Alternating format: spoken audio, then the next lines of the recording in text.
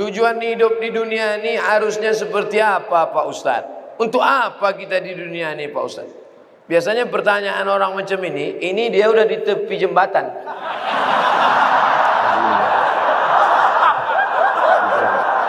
Untuk apa hidup ini? Udah streaming. Untuk apa hidup ini?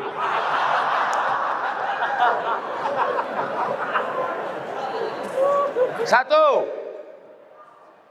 Alladzi khalaqal mauta wal hayata. Allah menciptakan hidup dan mati. Untuk apa? Liyabluwakum ayyukum ahsanu amala. Supaya Allah melihat siapa yang paling baik amala.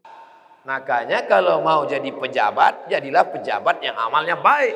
Jadi polisi, jadilah polisi yang amalnya baik. Jadi tentara, jadilah tentara yang amalnya baik. Jadi ustadz, jadilah ustadz yang amalnya baik. Karena kita hidup ini dituntut siapa yang paling baik amala. Amal bukan sholat, amal bukan baca yasin, amal bukan puasa sunat.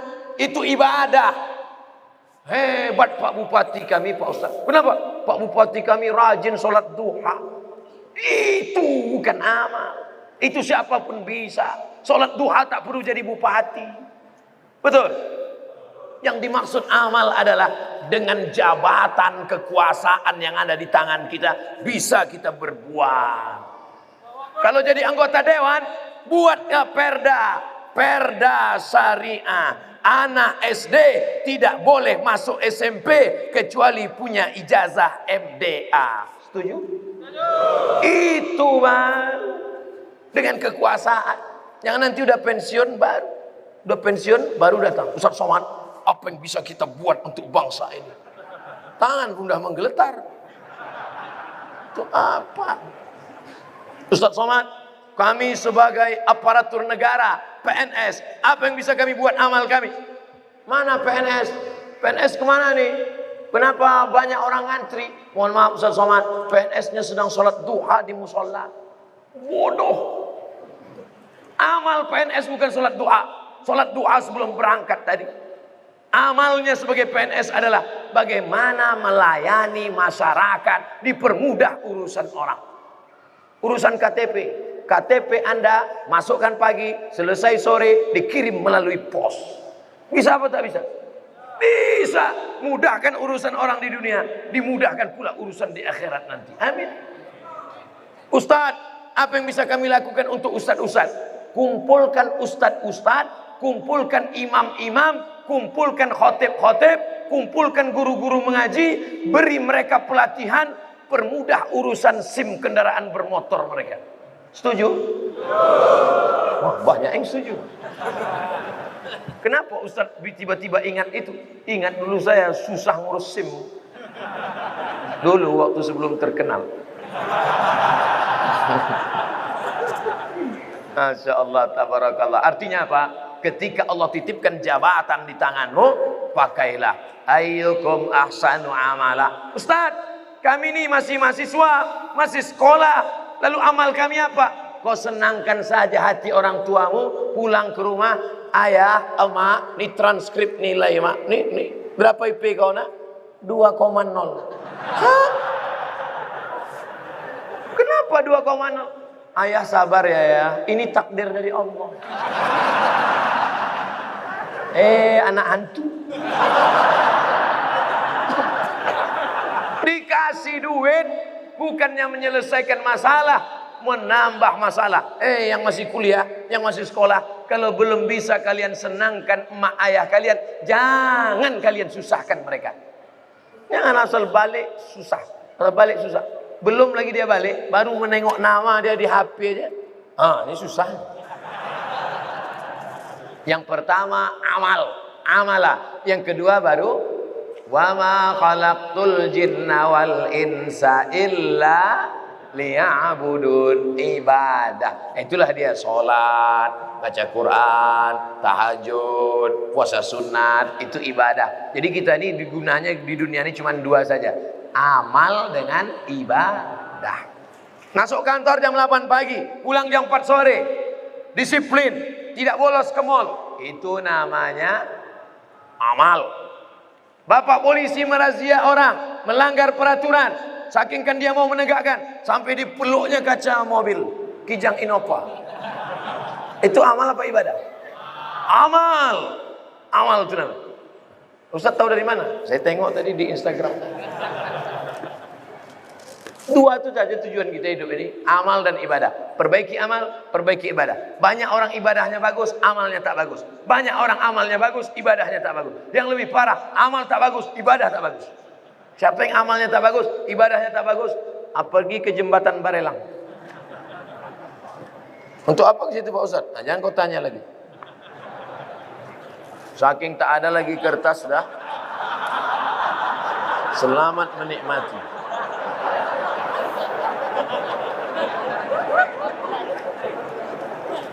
Apakah azab hanya ada untuk orang yang sudah meninggal saja?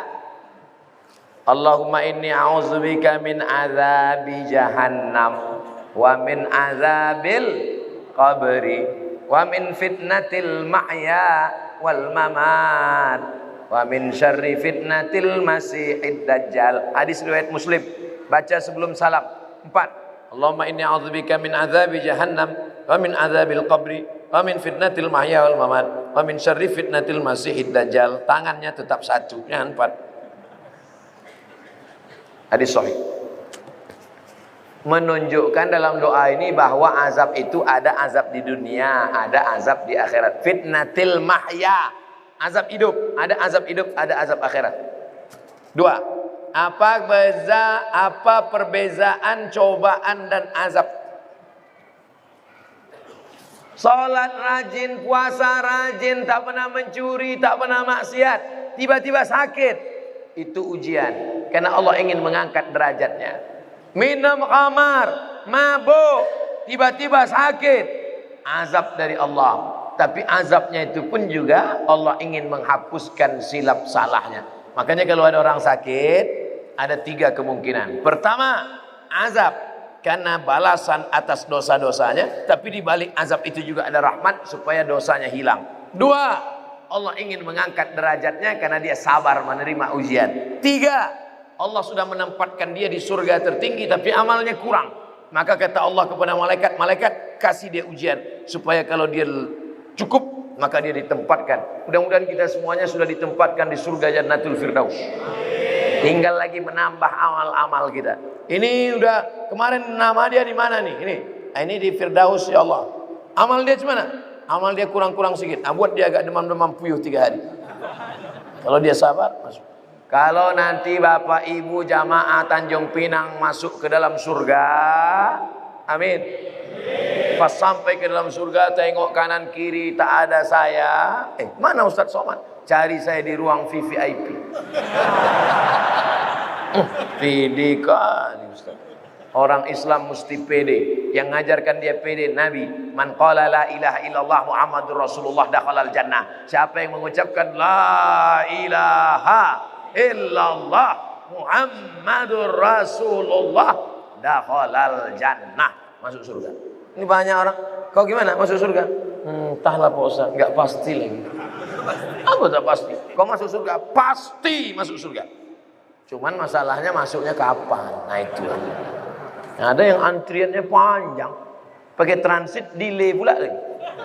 Nauzubillah.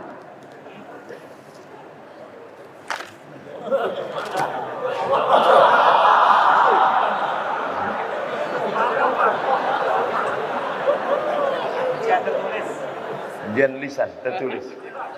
Pertama-tama, mau pakai pertama-tama. Izinkan saya mengirimkan Al-Fatihah untuk Ibunda Ustadz Abdul Somad Hajjah Rohana binti Nuruddin. Al-Fatihah. A'udzubillahi minasyaitonirrajim. Bismillahirrahmanirrahim. Alhamdulillahirabbil alamin. Arrahmanirrahim. Maliki yaumiddin. Iyyaka na'budu wa iyyaka nasta'in. Ihdinas siratal mustaqim. Siratal ladzina an'amta 'alaihim ghairil maghdubi 'alaihim waladdallin. Amin. Semoga Allah mengampunkan segala salah dan dosanya. Amin ya rabbal alamin. Ketika saya sholat berjamaah, saya berada di shaf kedua. Ada makmum di depan saya, sholatnya batal. Terus saya maju ngisi sop yang kosong. Apakah yang saya lakukan itu benar? Atau sebaiknya makmum yang di sebelah orang yang batal itu yang menggeser? Ada dua cara. Mohon maaf saya belakangi tuan-tuan. Yang jadi patokan imam di tengah. Imam di tengah. Lalu kemudian di mana orang yang batal tadi? Di sini. Kalau orang yang batal tadi di sini, maka sop sini rapat kemari. Kalau yang batal tadi di sini, yang sop sini datang kemari. Karena rapatnya kemari, bukan ke sana. Kalau tuan yang di belakang nengok dia tak bergerak, entah saking khusyuk atau dia takut, maka yang belakang ni maju ke depan. Nampak dia? Tengok beberapa detik tak bergerak, maju ke depan. Nanti baru yang belakang pula maju ke depan. Tak boleh ada sop kosong. Dua cara, samping ni ke tengah atau yang belakang tu ke depan. Bagaimana posisi derajat kedudukan mertua dan orang tua kandung di sisi Allah? Kalau engkau berbakti sama ayahmu, sama emakmu, biasa. Karena dia yang mengandung 9 bulan 10 hari, menyusukan 2 tahun. Tapi kalau kau berbakti pada mertuamu, luar biasa. Kenapa? Karena dia memberikan anak gadisnya yang dilahirkannya dengan derai air mata, bersimbah darah, tiba-tiba dikasihnya anaknya kepada engkau hanya dengan mahar sebentuk cincin emas 1 gram, itu pun imitasi. Mau dia mengasihi anak gadisnya, ikhlas dia memberikannya. Ambillah nak. Tiba-tiba setelah anak gadisnya kau ambil seminggu sebulan, balik anak itu dalam keadaan mata biru. KDRT. Oh, di mana otakmu kau letakkan? Oleh sebab itu maka berbakti sama ibu biasa. Aku sayang sama engkau mak, biasa. Karena makmu yang menyusukanmu 2 tahun. Tapi kalau kau berbakti sama dia, luar biasa. Karena dia memberikan anak gadisnya kepada. Hai ibu-ibu, kasih anak gadis kalian sama yang soleh-soleh di Masjid Tanjung Pinang. Tak ada yang mengaminkan, tak dapatlah kalian. Yang mengaminkan yang udah nikah pula, dapat 2 mereka. Tolong diberitahu amalan sunat sebelum tidur malam Pak Ustadz, wudu. Sebelum tidur malam berwudu. Paling bagus lagi sholat witir. Tapi katanya witir tengah malam. Ada 2 sahabat Nabi yang witirnya sebelum tidur. Pertama Abu Hurairah, yang kedua Abu Bakar Siddiq. Ya Aba Bakrin mata tutiru, hai Abu Bakar, kamu witirnya kapan? Ba'dal atama, habis isya salat witir. Maka siapa yang witirnya sebelum tidur, nanti malam tahajud saja tak usah tidur lagi. Tak usah tidur lagi, tak usah witir lagi. Maka dia dalam keadaan tidurnya suci. Baca kul huwallah, kul ambil falak, kul rabbin nas, ayat kursi, al-fatihah, subhanallah 33, alhamdulillah 33, Allahu akbar 33. Miring ke kanan, hadap ke kiblat, bismika Allahumma ahya wa amut. Sunnah. Orang sekarang tidur megang remote. Pertama dia nonton TV, lama-lama TV itu nonton dia. Cemana mau dapat rahmat barokah? Mati su'ul khotimah. Yang ditonton film hantu. Saya tahu Ustadz tidak merokok, tapi tolong beri saya motivasi untuk stop merokok. Udah capek udah saya cerita rokok ini.